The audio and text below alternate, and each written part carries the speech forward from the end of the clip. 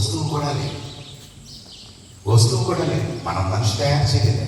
మీరు పైకి వెళ్ళిందా తయారు చేస్తారు కానీ భూమి మీద మాత్రం లేదు. మీరు అనుకుంటారు రాకెట్ అలా వెళుతుంది కదా, రాకెట్ పైన వెళుతుంది, మరి కింద భూమి మీద ప్రయాణించేది ఒక చీటానే. ఈ చీట వేగంగా ప్రయాణం చేసిన తర్వాత అదేం చేస్తుందంటే నాలుగుని బయటికి చాపి ఎస్ఆర్లో ఇప్పుడు మంచి పాయింట్ చెప్తాను చూడండి. అలా వేగంగా ఇలా చేయడం ద్వారా శరీరంలో బాడీని టెంపరేచర్ తగ్గిస్తుంది. మనిషికేమో నలగనండి ఎట్లా, మనకేమో చెమట పట్టి శ్వేతకందుల ద్వారా శరీరం మొత్తం కూడా కూలింగ్ చేస్తూ 98.4 degrees టెంపరేచర్ ఉండేటట్లుగా బ్యాలెన్స్ చేస్తూ ఉంటుంది. ఎస్ఆర్లో కానీ జంతువులకి ఇలా కూర్చోవద్దమ్మా, జంతువులకి ఏ జంతువైనా సరే వాటికి శ్వేతగ్రంథులు ఉండవు, మనలాగా వాటికి చెమట పడదు. అందుకని అది ఏం చేస్తుంటే నాలుగుని వేలికి పెట్టి నాలుగు ద్వారా గాలి తీసుకొని ఆ వచ్చే లాభాల ద్వారా బాడీలో కూలిపోతూ ఉంటుంది. అది సీక్రెట్. అందుకని దాని టెంపరేచర్ మొత్తాన్ని కూడా కరెక్ట్గా ఇచ్చేస్తుంది అన్నమాట. అందుకనే అది కూడా నార్మల్ టెంపరేచర్ వస్తుంది. అయితే మనం ఏం చేస్తామంటే నవల దంతాలు ఉంటాయి, మనం తిన్న తర్వాత దాన్ని నవ్వుతామంటే ఎస్ఆర్నో అవునా కాదని చెప్పి నవ్వుతాం. ఆ నవ్విన తర్వాత మిగలగలుగుతాం. కానీ ఆ జంతువులు నవలు ఏం చేస్తాయి, పట్టుకున్నట్టు చీల్చి గొంతు వేసేస్తుంది. అంటే చీల్చు పట్టుకొని కన్నం పట్టుకొని, ఎందుకంటే వాటికి ద్వారదంతాలు ఉంటాయి, మనిషికి నవల దంతాలు ఉంటాయి. ఎస్ఆర్నో అందుకనే మీరు జీవుల్లో శాకాహార జంతువులు అన్ని మీరు గమనించండి. ఎట్లా గేదెలు తీసుకోండి, బఫెలో తీసుకోండి, ఆవు తీసుకోండి, అర్థమవుతుందా నేను చెప్పిన మాట. గేదె తీసుకోండి, గాడిద తీసుకోండి, మీరు ఏనుగు తీసుకోండి, జింక తీసుకోండి, దుడ్డు తీసుకోండి, ఇవన్నీ కూడా నెమరేస్తాయి. ఎందుకంటే అవన్నీ శాకాహార జీవులు. కానీ మాంసాహార జీవులు పులి, సింహం, చీట, నక్క, కుక్క, తోడేలు, పిల్లి ఇవన్నీ ఏం చేస్తాయంటే కన్నట్టు చీల్చి అవి నోట్లు వేసుకుని మింగేస్తాయి. అందుకని వాటికి ఏమవుతుందంటే డైజెషన్ సిస్టంలో జ్యూసెస్ మొత్తం ప్రొడ్యూస్ అవడానికి ఎక్కువ టైం పడుతుంది. కానీ మనకి ఆల్రెడీ నమ్ముతూ ఉంటారు కాబట్టి నోట్లోనే 60% ఆహారం అయిపోతుంది. 60% నోట్లో అంటే ఎవరైతే ఆహారాన్ని మింగుతున్నారో వాళ్ళకి గ్యాస్, కాన్స్టిపేషన్, ఫైల్స్ ప్రాబ్లం, మోషన్లో బ్లడ్ పడటం, మోషన్స్ అవ్వడం, వామిటింగ్ సెన్సేషన్ రావడం, వీటన్ని కారణం ఏంటంటే మీరు నోట్లో ఆహారాన్ని పూర్తిగా నమ్మటం లేదు. మీరు ఆహారాన్ని పూర్తిగా నమ్మితే ఈ డిస్టర్బెన్సెస్ ఉండవు. మీరు నమ్మలేదనుకోండి, ఎవరికైనా తప్పదు, మీకైనా తప్పదు, నాకైనా తప్పదు. ఎస్ఆర్నో అయితే ఇప్పుడు నేను చెప్పే పాయింట్ ఏంటంటే ఈ శరీరంలో ఉన్న డైజెస్టివ్ సిస్టంలో ఉన్న జ్యూసెస్ మొత్తాన్ని ప్రొడ్యూస్ చేసే అద్భుతమైన ప్రక్రియ ఈ సింహ ప్రాణాయామం. ఈ మాట గుర్తుంచుకోండి, అద్భుతమైన ప్రక్రియ. ఈ సింహ ప్రాణాయామం చేసేటప్పుడు ఎవరన్నా నవ్వటం కానీ అదవుతున్నా ఎవరు తిరిగంటే కొంచెం అట్లా అన్నప్పుడు కొంచెం స్మైలీగా అవుతుంది. అట్లాంటి ఏం చేయాలి, ఎందుకంటే కాన్సన్ట్రేషన్ మొత్తం సిస్టమ్ మీద పెట్టండి. ఇప్పుడు మీరు అయిపోయిన తర్వాత కొంచెం స్నానానికి వెళ్ళడం, స్నానం చేస్తున్నారు, టిఫిన్కి వెళ్ళడం, టిఫిన్ కడుతున్నారు, అవునా? మీకు ఈజీగా అవుతుంది. ఈ గ్యాస్ కానీ అలసర్స్ కానీ ఎస్టీడీ ప్రాబ్లం ఇక్కడ మాట వస్తూ ఉంటుంది. కొంతమందికి చెప్పలేదండి, కొంతమంది కన్నా అందరికీ కాదు, కొంతమంది పడదు కదండి, అవునా కదా? ఇటువంటి వాటి నుంచి శాశ్వతంగా దూరం అవుతుంది. శాశ్వతంగా అంటే లైఫ్లో ఇప్పుడు మీకు రావే కాదు, కరెక్ట్గా చేస్తే. కానీ విద్యని నేర్పేటప్పుడు కరెక్ట్గా నేర్చుకోండి, చేసేటప్పుడు కరెక్ట్గా చేయండి, రిజల్ట్ కరెక్ట్గా రాకపోతే అదవునా కనీసం ఇలా కొట్టాలన్న ఆలోచన కూడా కొంతమందికి తప్ప మిగతా వాళ్ళందరూ ఊరికి అట్లా స్తబ్దతగా కూర్చున్నారు. ఇంకో మాట చెప్పరా, చదువు ఎవరైనా చెప్తారు, నేర్చుకుంటూ వెళ్ళాలి. కానీ ఇటువంటి విద్యలు మాత్రం గురువు ద్వారా మాత్రమే నేర్చుకోవాలి. ఎందుకంటే తప్పు చేయకుండా చెప్పేటప్పుడు వినాలి, చేసేటప్పుడు చూడాలి, చేయమన్నప్పుడు మాత్రమే. కాబట్టి ఏదైతే నేను చెప్తున్నాను కాన్సన్ట్రేషన్ చేసుకున్నాను. నాకు కరెక్ట్గా సరి కూర్చోపండు ఏం బంగారం. ఎందుకంటే మీరు ఎప్పుడు తప్పులు చేస్తారు అంటే ఇటువంటి చేసినప్పుడు తప్పులు వస్తాయి. ఎందుకంటే అన్నీ విన్నాను, ఇది ఎక్కడ చెప్పారు నాకు అంటుందండి మనసు. ఎందుకంటే వినలేదు కదా, దృష్టి నా మీద పెట్టలేదు కదా. అందుకే నేను చెప్పాను అందరూ చేద్దామని చేద్దామని చూపించిన ఒకసారి. యాక్చువల్గా వజ్రాసనం కూర్చొని చేయాలి యాక్చువల్గా, కానీ మీ అందరూ కనిపించడం కోసం పైన కూర్చొని చేస్తారు. మీకు తెలియదు ఇక్కడ చివరి వరకు కూడా కనిపించాలి కాబట్టి చాలా మంది ఇవన్నీ మీకు నేర్పరు, ఎవరు చెప్పరు ఇవన్నీ, కానీ మీకు అదృష్టం.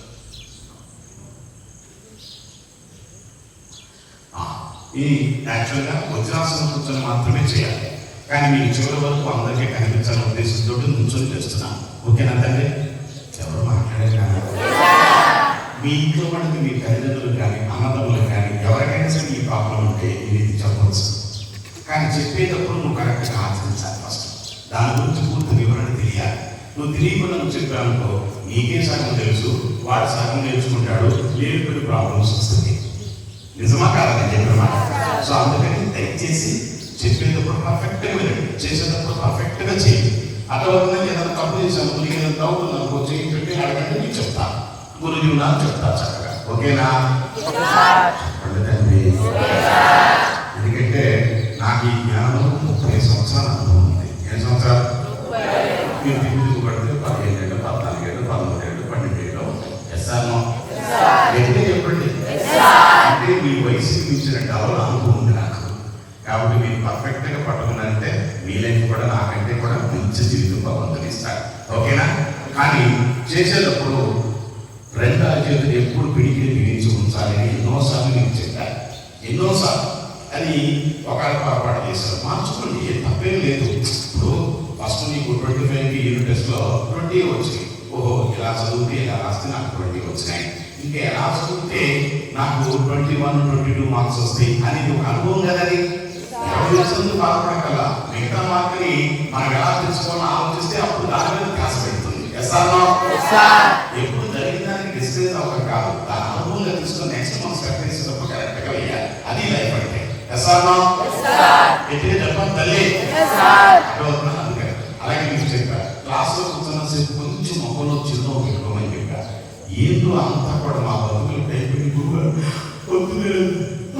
అక్కడ కూర్చున్నారు మొత్తం కూడా. హ్యాపీయెస్ట్ ఎందుకో తెలుసా, ఇటువంటి విద్య మీకు అందడమే మీ పూర్వజన్మ సుకృతం. అటువంటి అవకాశం ఇచ్చిన జగన్ గారికి శతకోటి వందనాలు. ఏం కావాలి చెప్పండి, ఎవరు చెప్తారు? క్లాసులు ఆపేసి ప్రత్యేకించి ఇచ్చేసి యోగాని ఎవరు చెప్తారు చెప్పండి? ఎవరికి వాళ్ళకి ఫీజులు కావాలి, అబద్ధం అంటారు, నిజం చెప్పండి, కరెక్టా కాదా? అదే కాదు, నా బిడ్డలు నా దగ్గరికి వచ్చి నన్ను నమ్ముకున్నారు, వాడు బంగారంగా తయారవ్వాలి, ఎక్కడ ఎటువంటి ఆరోగ్యాలు రాకూడదు, హెల్దీగా ఉండాలి. ఆలోచన ఎంతమంది వస్తుందంట? అదే అవుతుంది. కాబట్టి గుర్తుంచుకోండి, నువ్వు బతకడమే కాదు 10 మందిని బతికించాలని ఆలోచన గొప్పండి, అది మెయిన్. ఓకే, ఎక్సలెంట్ చేద్దాం. ఒక్కసారి నేను చేసి చూపిస్తాను. అందరూ దృష్టి నా మీద తప్ప ఎక్కడికి పెట్టదు. ఓకే, చూడండి. నాలుగుని ఎంత వీలైతే అంతవరకు మ్యాక్సిమం వెయిట్ తీసుకోవాలి. ఎంత వీలైతే అంతవరకు వెయిట్ తీసుకొస్తే పొట్టలో ఉన్న నెగ్గుల నుంచి మొత్తం కూడా వేడి పూర్తిగా వస్తుంది. ఎందుకంటే గాలి ఎక్కువ తీసుకోవచ్చు, ఎక్కువ వదలవచ్చు. ఆరు వేగంగా పెంచడం మ్యాక్సిమం నాలుగంతా వెయిట్ తీసుకొచ్చేసి చుక్కలు సొక్క కాదు ఉంటుంది. మీరు గమనించే కావాలంటే టీవీలో వాటిలో చూస్తుంటారు, డైరెక్ట్గా చూడడం అంటే సాధ్యం కాదు. ఒక డైరెక్ట్గా చూస్తుంటే మీరు ఏదో మన చూపాలకు చూస్తాం, అంతేగాని మన డైరెక్ట్గా చూసే అవకాశం అయితే లేదు. అవునా కాదు? ఒకసారి చూడండి, అందరూ 2 చేతులు పిడికిలు బిగించి చూడండి. అందరూ ఎవరు కూడా దృష్టి పక్కన పెట్టదు. ఏ బాబు లెఫ్ట్ సైడ్ బాబు ఎందుకు చూడమాకరా, ఎందుకు చూడకూడదు. అందరూ దృష్టి నా మీద పెట్టండి. ఒకసారి కరెక్ట్గా తెలుసుకుంది కానీ అందుకని కరెక్ట్గా లైఫ్ వస్తుంది. ఓకే, ఎట్టి పరిస్థితులు చేసేటప్పుడు కళ్ళు మూసుకున్న తప్ప ఎట్టి వస్తువులు కళ్ళు తెరవడం. ఈ పాయింట్ గుర్తుంది. ఎందుకంటే ఇన్నర్ కాన్షియస్ డెవలప్ చేస్తూ లోపల ఏం జరుగుతుందని తెలుసుకోగలిగితే మెడిటేషన్ మీరు పట్టు జరుగుతున్నాయి. అర్థమవుతున్నా? అందుకని ఎప్పుడు కూడా తెలుసుకునేటప్పుడు కళ్ళు తెరవండి, చేసేటప్పుడు కళ్ళు మూసుకొని చేయండి. ఏం జరుగుతుందో మీకు తెలుసుకోవచ్చు ఆటోమేటిక్గా. ఇది లాంగ్ లైఫ్ లో కూడా మీకు బాగా ఉపయోగపడుతుంది. ఓకే, చూడండి.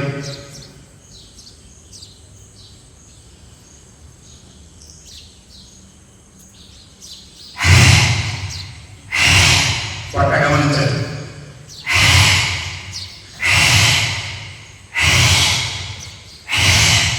మీరు గమనించినా గమనించకపోయినా మీరు చేయడానికి కానీ దారి చూసినప్పుడు కూడా గాలి తీసుకుంటూ వదులుతున్నప్పుడు ఒకరు లోపలికి వెళ్తూ ఉంటే ముందుకు వస్తుంది. సంకోచం ఎక్కడ మొత్తం పక్కలో బాగా జరుగుతుంటే మీరు గమనించుకోవచ్చు. అంటే గాలి వదులుతున్న పక్క ఏమవ్వాలి, లోపలికి వెళ్ళాలి. గాలి తీసుకున్న పక్క ఏమవ్వాలి, ముందుకు రావాలి. ఈ గమనాన్ని పక్క మీద పెట్టి శ్వాస మీద ధ్యాస పెట్టి లోపల ఏం జరుగుతుందని కళ్ళు చూసుకుని గమనించండి. ఓకేనా? మరొకసారి చూడండి.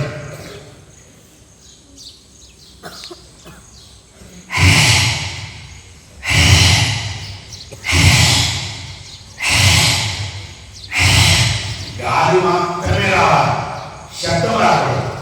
గాలి మాత్రమే శబ్దం వస్తుంది. మనం చేసే చిన్న చిన్న మిస్టేక్స్ ఉంటాయి. అదొక ఆ మిస్టేక్స్ గమనించి గాలి మాత్రమే వదలండి. చూడండి,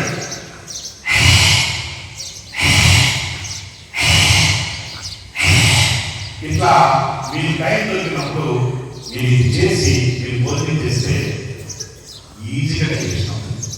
ఈజీగా డైజెషన్ అవుతుంది. అని మనం ఏ ఫుడ్ అయినా సరే భస్మైపోతున్నాయి. ఓకే, ఇప్పుడు అందరూ కళ్ళు మూసుకొని 5 నియమాలు పాటిస్తూ వజ్రాసనం ట్రైన్. స్టూడెంట్స్ గమనించండి. ప్రతి వ్యక్తి కూడా ఒక గొప్ప వ్యక్తి. ఇక్కడి నుంచి కరెక్ట్గా వినండి, ఎక్కడ కూడా డీవియేట్ కావు. అద్భుతమైన ఎగ్జాంపుల్ అండి. ప్రస్తుత స్టూడెంట్స్ని మీరు గమనిస్తూ ఉంటే నీకు ఒక కోరిక ఉంటుంది, నాకు ఒక కోరిక ఉంటుంది, నీ ఆలోచన ఒకటి ఉంటుంది, నా ఆలోచన ఒకటి ఉంటుంది. Yes or no?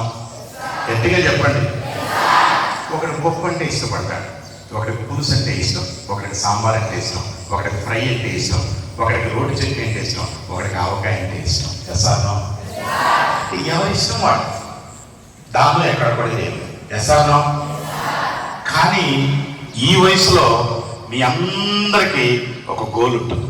నేను ఫలాన్ని సాధించాలి, నేను ఫలాన్ని చెయ్యాలి, నేను ఫలాన్ని మా అమ్మ నాన్న మంచిగా చూసుకుంటే నేను బాగా చదువుకోవాలి, నేను ఒక డాక్టర్ అవ్వాలి, నేను ఒక ఇంజనీర్ అవ్వాలి, నేను ఒక గ్రేట్ పీపుల్ కావాలి, నేను ఒక గొప్ప సైంటిస్ట్ కావాలి, నేను ఒక ఐఏఎస్ ఆఫీసర్ కావాలి అని ఏదో ఒక గోల్ అయితే ఉంటుంది. లేదా గొప్ప టీచర్ని కావాలి, లేదా పోలీస్ మ్యాన్ కావాలి, లేదా ఐపీఎస్ ఆఫీసర్ కావాలి, లేదా ఐఆర్ఎస్ కావాలి, ఫారెస్ట్ డిపార్ట్మెంట్ ఐఎఫ్ఎస్ కావాలి. ఎస్ఆర్మా అట్లా ఏదో ఒక గోల్ అయితే ఉంటుంది. ఉంటుందా లేదా? ఎంతమందికి ఉంది చేతి అబద్ధం ఆడకుండా ఏదో ఒక గోల్. ఇది అదే నేను అన్నాను, నీకు ఉన్నది ఏది ఉంటే అది. అసలే గోల్ లేకుండా ఎవరు ఉండరు. నాకు తెలుసు, ఒకరికి తినాలని ఉంటుంది, అదో గోలు. దాన్ని కాదనకూడదు, ఏదో ఒకటి అయితే ఉంటుంది. ఏం బాబు నువ్వు సగం అయితే ఏంటన్నా అంటే పూర్తిగా గోలు ఏం లేదా అంటే నేను గోళీలు ఆడాను కానీ గోలు ఏ ఊరు కదా అన్నట్టు కూర్చున్నావు. ఎంతమంది అందరికీ ఉందా గోలు? ఒక ఇచ్చండి ఎక్సలెంట్. అదిగో మాటలు కాదు, నేను చేతున్నప్పుడు. ఎందుకంటే నేను చెప్పేటప్పుడు నువ్వు మాట మాట్లాడంటే మెంటల్ డిస్టర్బెన్స్, కాన్సన్ట్రేషన్ పోతుంది. అది నీకే నష్టం, నాకేం లేదు. అక్కడ నన్ను లెక్కించదండి. నీకేం గోళం చెప్పు, ఏదైనా నీకు ఉండదండి. ఐపీఎస్ ఆఫీసర్ ఎక్సలెంట్, వాడికి ఒక్కసారి ధన్యవాదాలు తెలియజేయండి. జీవితం చప్పట్లు కొట్టి రావడానికి ఒక వ్యక్తిని అమలు తీసుకున్నామంటే నీ గోలికి సపోర్టే. నేను సైలెన్స్ ఆఫీసర్ అర్థమవుతుందా? Very nice. తల్లి నువ్వు లెక్కించున్నా, నీకేం గోల్ ఉంది? IPS officer. వా super super super super excellent. చేతులు పైకెత్తి ఏం పండు? ఓకే చదివించు, కూర్చో తల్లి. నాన్న నీకు రా బంగారం. సాఫ్ట్వేర్ ఇంజనీర్ ఎక్సలెంట్, ధన్యవాదములు, వెరీ నైస్. ఎలా కింద పడుతున్నావు ఇంటింటూ ఊరి మీద పైకి కొట్టరా బాబు, సామాన్యులు కాదు. చదివించండి. నెక్స్ట్ లాస్ట్ బాబు లేరైనా కిటికీ పక్కన ఉన్నాడు. లే బాబు నువ్వు. అరే కిటికీ పక్కన ఉన్నాడంటే చెప్తండి నీ గోరేంటి గట్టిగా చెప్పు. సాఫ్ట్వేర్ ఇంజనీర్ గురించి చెప్పింది చెప్పకుండా ఏదైనా పద్ధతి ఉంటే చెప్పండి బాబు. కూర్చో. అన్నా నువ్వురా నాన్న. ఆర్మీ. ఓ దేశ సైనికుడిగా దేశానికి సేవ చేస్తావు. Super super super. Okay. Jagtial పేరు వినే ఉంటారు మన తెలంగాణ, అవునా? మాట్లాడేంటి? జగిత్యాలలో సుదర్శన్ అని ఒక వ్యక్తి, చిన్నపిల్లవాడు, 8th క్లాస్లో నా దగ్గర క్లాస్ చేశాడు. చేసి వాడు ఒక బుక్ మీద రాసుకున్నాడు. ఏమనంటే I will great lieutenant colonel in army. వాడు రాసుకున్నాడు. వాడు రాసుకుంటే అది చేయడానికి నాకు మార్గం చెప్పడం లేదు. వచ్చాడు ఏమీ లేదు, శరీరంలో పట్టుతూ ఉండాలి, రోజు రన్నింగ్ చేయాలి, అటువంటి ప్రాణాయామం రోజు చేస్తూ ఊపిరిని కరెక్ట్గా బిగబెట్టి ఇంతసేపు ఇట్లా ఉండాలి, నీ ఆలోచన మిగతా వాళ్ళ కంటే డిఫరెంట్గా ఉండాలి. లెఫ్టినెంట్ కర్నల్ నీ దగ్గర పనిచేసే వ్యక్తులు సుమారుగా 180 మంది ఉంటారు. ఎందుకంటే మళ్ళీ లెఫ్టినెంట్ కర్నల్కి కింద మళ్ళీ కమాండర్ ఉంటాడు, కమాండర్ తర్వాత మేజర్ ఉంటాడు, వీళ్ళందరూ కింద మళ్ళీ కొంతమంది సైనికులు ఉంటారు, కొంతమంది కమాండర్లకి లెఫ్టినెంట్ కర్నల్ అవుతాడు. అదవుతున్నా ఇవన్నీ చెప్తారు. అలాగే గురూజీ నేను తప్పనిసరిగా అవుతాను గురూజీ అన్నాడు. అంటే నాకు చాలా ఆశ్చర్యం వేసింది. ఆ దిక్కులు పట్టుకోలేదు. అదవుతున్నా వాడు ఎప్పుడు నెక్స్ట్ ఇంటర్మీడియట్ 10th క్లాస్ వచ్చాడు. 10th క్లాస్లో ఎగ్జామ్స్ అయిపోతుంది, మంచి రిజల్ట్స్ వస్తే వాడు మదర్ని అడిగి అమ్మ గురూజీకి ఫోన్ చేసి బ్లెస్సింగ్స్ తీసుకోవాలమ్మా. సరే గురూజీ నేను గుర్తున్నాను గురూజీ, I will become lieutenant colonel గురూజీ అంటే ఓ నువ్వనా గాడ్ బ్లెస్ యూ తండ్రి. ఏంటన్నా అంటే ఇట్లా మార్క్స్ వచ్చినాయి గురూజీ, స్కూల్లో ఫస్ట్ వచ్చాను గురూజీ అన్నాను. నేను మంచిగా చదువుకో, అమ్మకి నాన్నగారికి బాగా నమస్కారం చేస్తున్నావు అంటే ప్రతిరోజు చేస్తాను గురూజీ.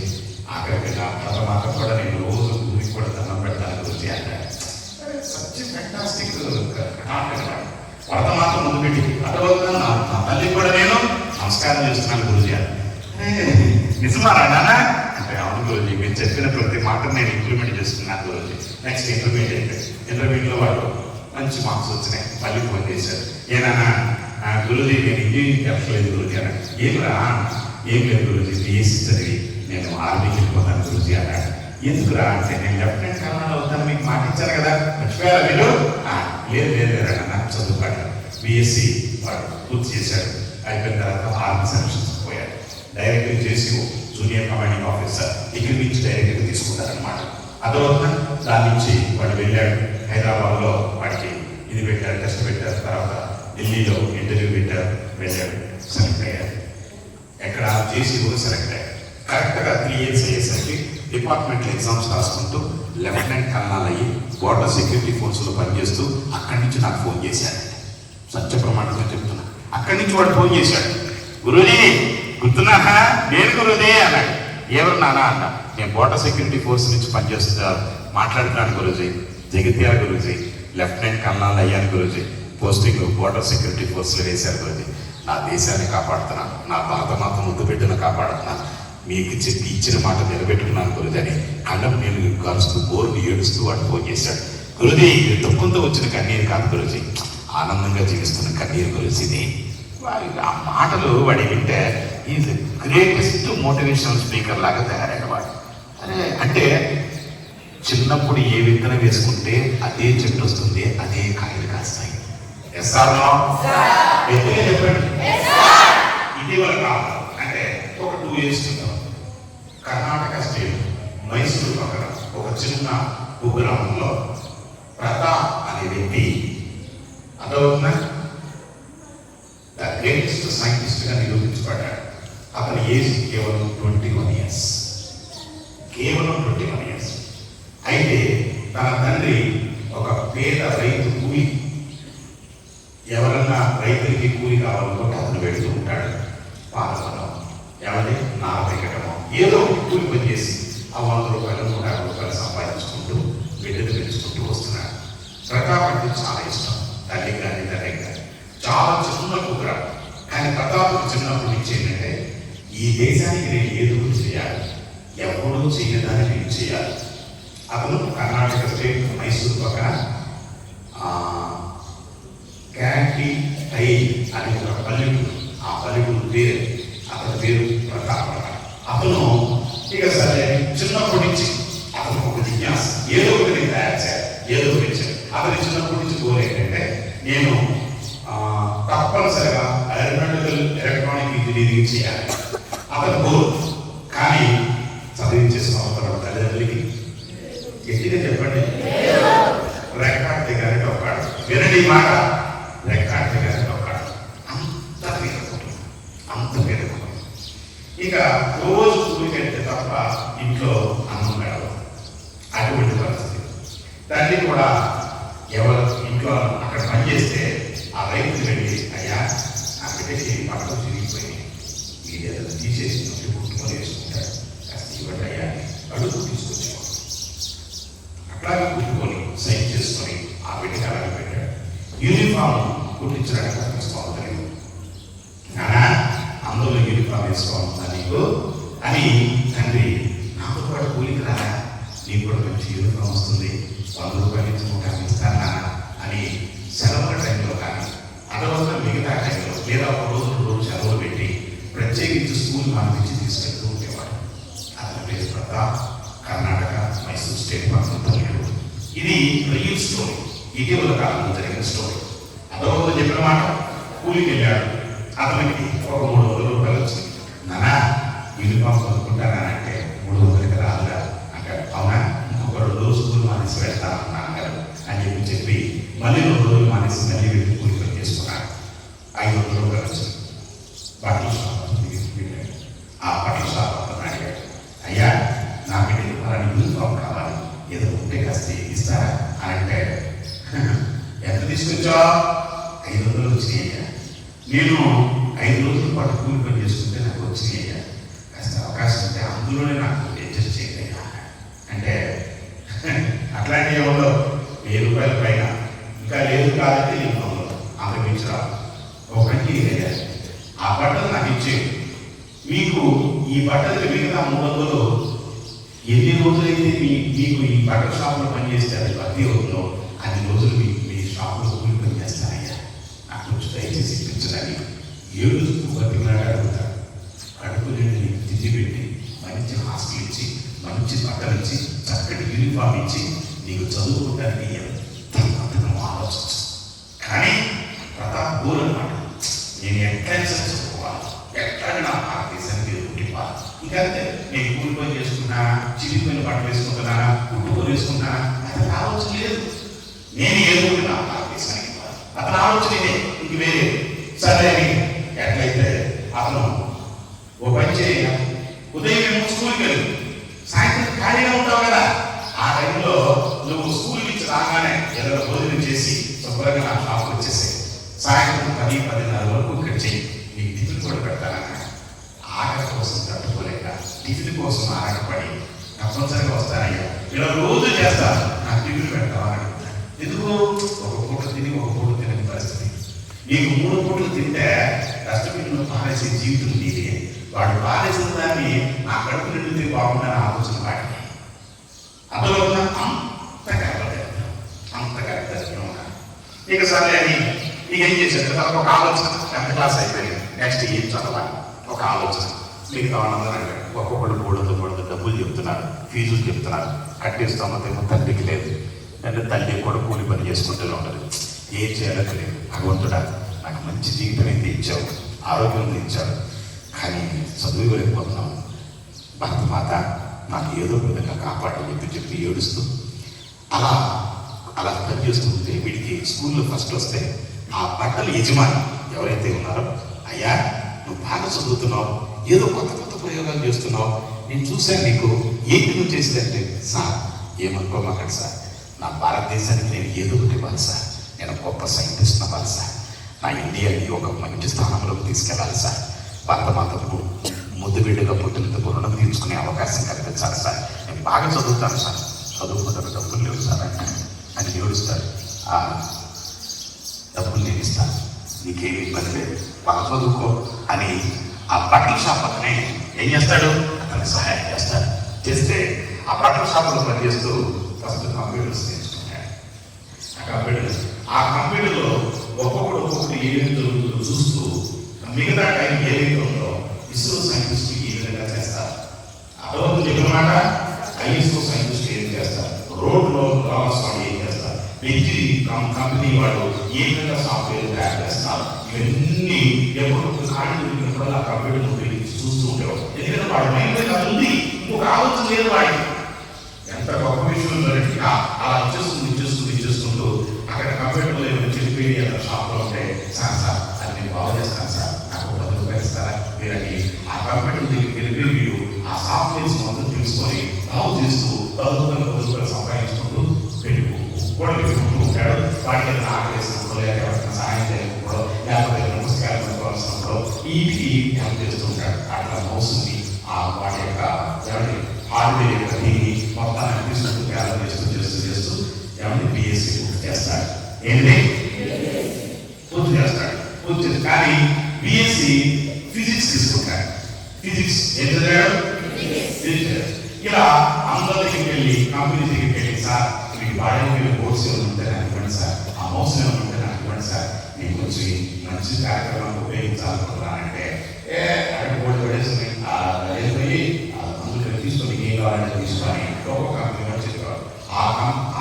ఆ ఇన్ని చోటు గ్యాదర్ చేసి ఒక డోర్ తయారు చేస్తాడు. నిజమే చెప్పి ఒక డోర్ తయారు చేస్తాడు. ఆ డోర్ తయారు చేయడానికి అన్ని పెట్టినాడు. మరి వీడు ఇంజనీరా? కానీ అక్కడ ఏమేమి దొరుకుతుంది, డోర్ తయారు చేయడానికి ఏం కావాలి, ఇది ఏ విధంగా ఉపయోగపడుతుంది, ఈ దేశంలో ఎవరో చేయని దాన్ని మనం చేయాలి కదా అని వాడి మైండ్లో వచ్చిన ఆలోచన వాడు వెళ్ళి ప్రతి కంపెనీకి వెళ్ళి ఆడుకుంటూ మౌస్లు మొత్తం అన్ని జరుగుతున్నాయి. అట్లా డోర్ తయారు చేసినాక ఒక కాలం పెట్టి ఆ డోర్ చూసి ఏడుస్తాడు. తల్లి పరమాత్మ ముందు పెట్టి ఆ తల్లి పట్టుకుని నమస్కారం చేస్తూ ఉంటాడు. ఎవరో చెప్పండి. ఆడపిల్ల నమ్మకపోతే వెళ్ళిన తర్వాత ఈ సెల్ ఫోన్ తీసుకొని ప్రతాప్ ఈజ్ సైంటిస్ట్ అని చెప్పి కొట్టండి, మొత్తం అతని హిస్టరీ వస్తే నేను చెప్పిన ఎక్కడ తప్పట్లేదు, అంత కాన్ఫిడెంట్గా చెప్తున్నాను. ఎవరో